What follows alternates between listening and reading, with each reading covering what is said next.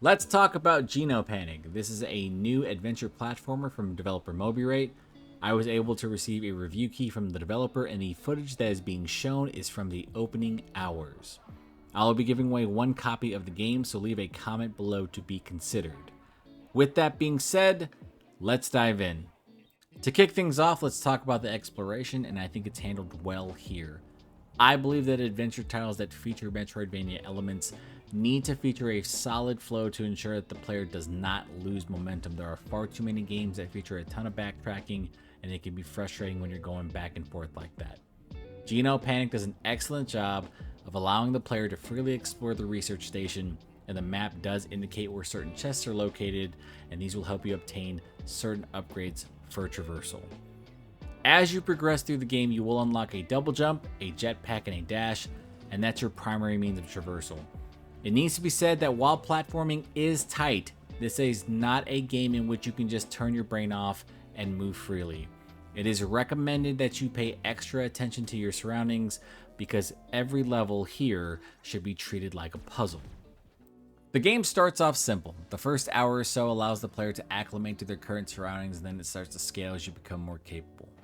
One of the things that I really enjoy about this game, and I feel like the developers handled this well, is that instead of having these really crazy difficulty spikes like somewhere later in the game just kind of gradually increases its difficulty to allow the player to utilize all of their tools to make it through a level, and that is something I really appreciate. There's an emphasis on utilizing false walls to make your way around the research station, and I think this is really unique because I haven't seen too many games really exploit this. It's usually you have some false walls and there's going to be like hidden secrets, but here it is a primary means of traversal. As you make your way through the different stages, it will become easier to identify these false walls, and then you can use this information to your advantage. I promise you, you will never get lost because the game will throw you a bone, as there will be clearly marked indicators to ensure that the flow of exploration is uninterrupted. As I progressed through Genopanic, I started to consider every area a challenge room. And that was because a save spot would just appear right next to these areas, and once you die, your progress resets and then you can just go back in and challenge again. This game is fairly lenient because they're everywhere. I promise you, once you open up your map, you're going to notice that there's a bunch of S's just everywhere for save. I was kind of shocked by the amount of save spots in this game, and I do think that's probably one of the reasons why I don't consider this game to be too difficult. I think there are challenges, but I think it's really accessible. I'm kind of hoping that there's a future update that will add a speedrunning mode, or maybe a chance to just kind of remove some of these checkpoints because they're practically unavoidable. Now, you will be tempted as you get through this game and start to obtain traversal abilities to just kind of speed through things, but the way this game is structured, it is recommended that you take your time once areas start to become more complex. There are times where I had to consider pathing to ensure that I could beat a platform or a laser because speeding through these areas will increase your chances of dying, and you will be surprised about how complex some of these areas get, and these are probably the times where I felt like I was having the most fun. I don't think that any death that occurred was the fault of the game. It was essentially my recklessness that got me killed, because once you unlock that boost, it is so tempting to use in platforming when sometimes all you need to do is jump or glide. This game is very polished when it comes to its platforming, and because of the frequent checkpoints, trial and error is just never frustrating. So before we move on and talk about the combat, I just want to mention that there are simple puzzles to find and solve, and these generally involve you dragging your cursor to the designated areas. I want to mention that there is some stickiness with this, so if you happen to find yourself not being able to go right or left, it's because you haven't gone far up or far down enough, so just bear that in mind when you are solving these puzzles. I'm fairly certain that will be cleaned up when the game gets fully released. With that out of the way, let's talk about the combat, and I can best describe this as simple but serviceable. Enemies are easy to kill, and they really serve as obstacles for the player during exploration and platforming, and I mean that. Most of them don't even try to fight back, they're just kind of running around, and While there are some nice variations, I think there's probably 2 to 3 of them that do shoot projectiles or do try to attack you on sight, but for the most part, they're killed in like 1 or 2 hits. There are a few mini bosses, and outside of having a larger health pool, they're going to cause you little to no trouble. I think that what's interesting about combat is that it's really just kind of there to supplant the exploration, and more so like it supports the exploration. So I really don't want to talk too much about combat, but I will mention that in terms of weaponry, you are given a number of tools to utilize, ranging from plasma cutter, flamethrower, ice gun, pistol, and more. I was actually surprised about the amount of tools at your disposal, but I will say that I utilized all of them, and that is something I do appreciate because I've played a number of similar titles to Genopanic, and it can be frustrating when a game introduces all of these different tools and you never use them outside of the area you find yourself in. Here, you will utilize them quite often. Your weapons share the same energy as your traversal tool, so you really need to keep that in mind while you are platforming. Energy does replenish fairly quickly, but if you are dealing with an enemy and then decide to immediately dash or glide, you may find yourself falling to your death or taking damage depending on where you land. I know I did a few times. In addition to exploration and combat, you're going to come across animals who have escaped captivity, and you are tasked with catching them. These are called GMOs, and they are found in every major area in the game. These are optional, and the locations in which they are found will more than likely be the most challenging in that area to navigate. This is where the game expects the player to utilize the tools at their disposal, and outside of the first few GMOs, they can be fairly difficult to get to.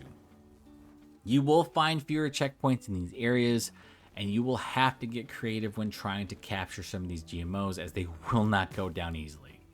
I recommend that as soon as you unlock a weapon or a traversal ability, that you locate where the GMO took off to and work on capturing them. This game does not feature a fast travel mechanic, so once you leave an area, there's a lot of backtracking to do, so it's best that you work on capturing these critters as soon as you can. So before I dive into the production values, and that'll be a short conversation, I do want to talk about what I believe to be the one flaw in this game. And I think that for someone who has played so many different adventure platformers, I think that it's not a overly prevalent issue, but I will say that the blind drops in this game, when they do appear, can be really frustrating. Because here's the thing. Adventure platformers all have blind drops, and for those that do not know, it's basically you go through an area and you just kind of free fall. A lot of times, your character will be centered and you'll be able to see certain hazards and enemies, and you can kind of navigate pretty easily. I always felt like Celeste did it really well. You're just kind of free falling and then dashing. But I feel like here, one of the problems is there's all these really in tight spaces, and sometimes they're shrouded. So when you're going through a false wall, sometimes they will completely unshroud, sometimes they don't. And if you happen to panic, which is known to happen in certain adventure titles, because in these types of platformers, you really have to have good reaction time, you might find yourself dashing into a hazard that will kill you. Now, a lot of games mitigate this problem by allowing you to have iframes. They know that sometimes a section may come up as cheap, so they give you iframes as you take damage. That's not the case here. You will take continuous damage until death. And I think that for a game that requires you to be attentive, and it requires you to kind of cautiously go through some of these levels, having some of these blind drops not be able to unshroud quick enough or have hazards or enemies to fall on, I think that's kind of cheap. Because when the game gets more complex, these tend to happen more often, and it can really kind of make you panic a bit because some of these areas are really difficult and require you to have full health to get through. I think that this is the only real flaw in this game.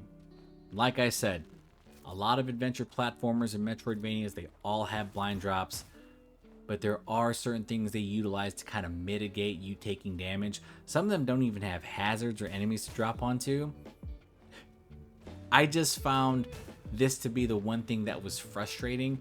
It didn't happen often, but when it does happen, and it will happen in the more complex areas, it is very noticeable because you are constantly resetting. And I think that artificially inflates the difficulty of the game a little bit. But beyond that issue, the game is really fun, and I was really surprised by its polish. Genopanic features charming pixel art, a good musical score, and does have a number of humorous moments. There are hidden Easter eggs to find, and I recommend taking the time out to actually read some of the notes and messages. Not only are these informative and will provide important background about what's going on at the research station, but some can be tragically funny. A lot of these researchers, for whatever reason, really believed that some of the things that were happening would result in them getting superpowers. And unfortunately, that just isn't the case. And while you shouldn't laugh at other people's pain, it is clear that these people were inept and just did not know what they were doing. Overall, this game was a pleasant surprise, and I recommend it to anyone who is a fan of adventure platformers. Now, I wouldn't go as far as to describe this as a Metroidvania, or at least a pure Metroidvania, because there is less backtracking, and the game tends to flow in a specific direction. Once you start to progress forward in this game, it can be fairly difficult to break that progression because the further you go, the more challenging the game becomes, and I believe that's where Genopanic is at its best. This is a relatively simple but fun title. It's also short. You should be able to complete a run in under 3 hours, and that is without finding all of the GMOs. You can probably tack on another hour or so if you do find them all, but overall, it's a really good time, and I was really surprised by this game. As a side note, Genopanic does feature multiple endings, so if you happen to get hooked onto this game and you do want to go ahead and see what happens in that alternate ending, you can do so. And I recommend you give it a shot because I think the game is, once again, relatively easy, even though there are some fairly challenging sections, but I don't think you should be frustrated. I think this game is going to surprise you because I know it surprised me. And that's going to do it for this video. If you happen to like the content, please consider like, sharing, and subscribing. I'm Ken from Pixelated Thoughts, and I will talk to you next time.